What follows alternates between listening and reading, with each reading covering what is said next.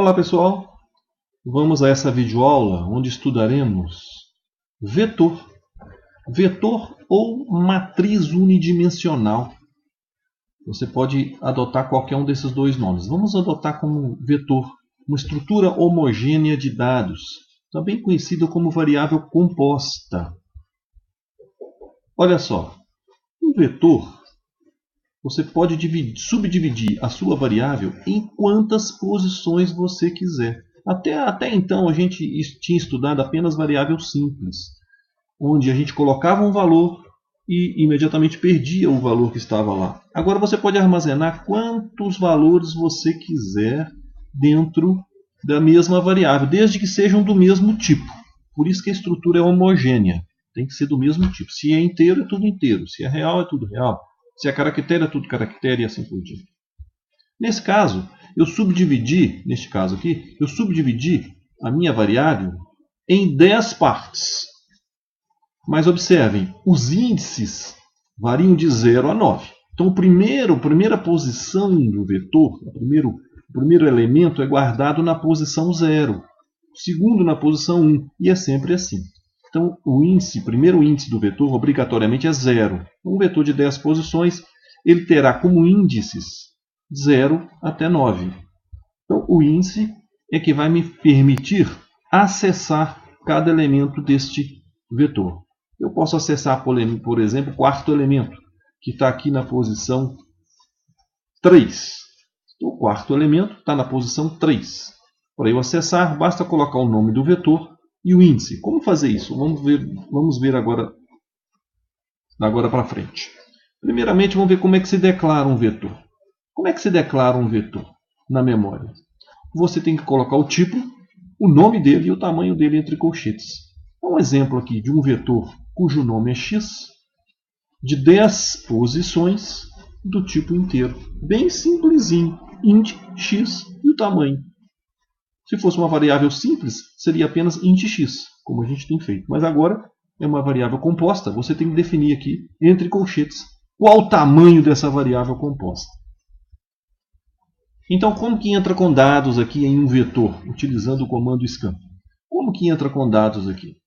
Veja só, se são 10 posições, vamos supor que seja um vetor tipo inteiro de 10 posições, aquele que a gente viu agora há pouco, este de 10 posições, como é que eu entro com informação aqui em cada posição? Eu posso fazer isso diretamente.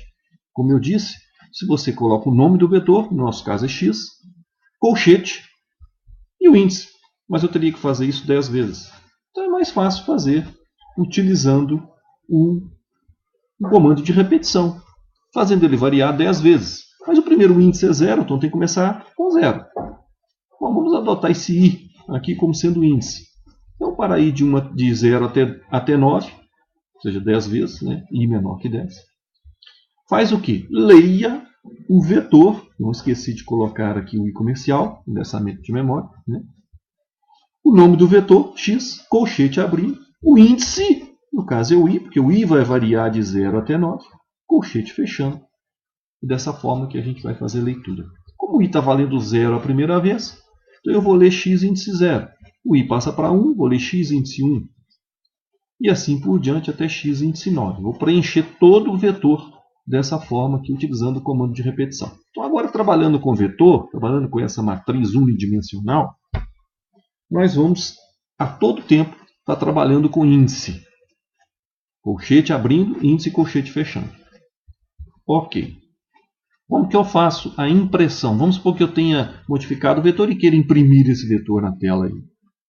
Da mesma forma, faço um comando de repetição, variar quantas vezes eu quiser, até no máximo o tamanho do vetor, e imprimo o vetor, veja, sem o i comercial, da mesma forma que a gente fazia com as variáveis simples, né? Imprimindo x, colchete, índice, colchete.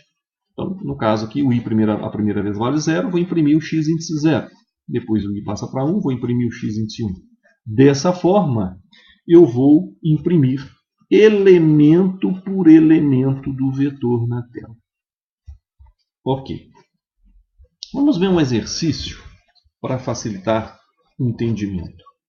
Olha só, fazer um programa em C que leia 30 números inteiros em um vetor.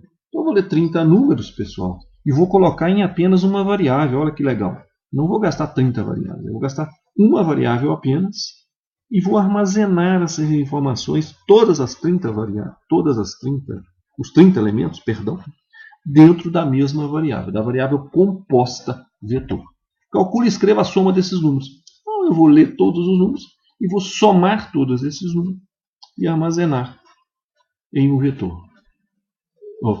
E imprimir logo em seguida. Então eu vou armazenar os dados em um vetor, repetindo, e vou somar cada elemento que está no vetor e imprimir o resultado no final. Então vamos lá, vamos começar. Aqui o programa em C, começando. Vamos declarar o vetor. Chamei o vetor de num. Podia chamar de x, de qualquer coisa. Chamei de num. Colchete abrindo, tamanho do vetor. O enunciado falou para nós que o vetor tem 30 números inteiros. Então, por isso, defini com tamanho 30. Defini também uma variável i, que servirá como índice. E a soma, uma variável simples, e já inicializei essa variável com 0. Logo em seguida, o for, porque eu vou percorrer 30 vezes esse comando de repetição. Vou preencher o vetor e, ao mesmo tempo, vou somar todos os elementos dele. Então, veja só, li o vetor da forma como foi mostrado anteriormente, posição por posição, por isso o índice i aqui. E logo em seguida fiz a soma. Olha que interessante. Soma recebe soma, mais o que eu quero somar. O que eu quero somar? Cada elemento do vetor. Então, coloco aqui o nome do vetor, índice, i. I a primeira vez vale 0. Vou somar o num índice 0 com aquilo que tinha antes, que era 0. Então, ficou armazenado na variável soma o primeiro elemento do vetor.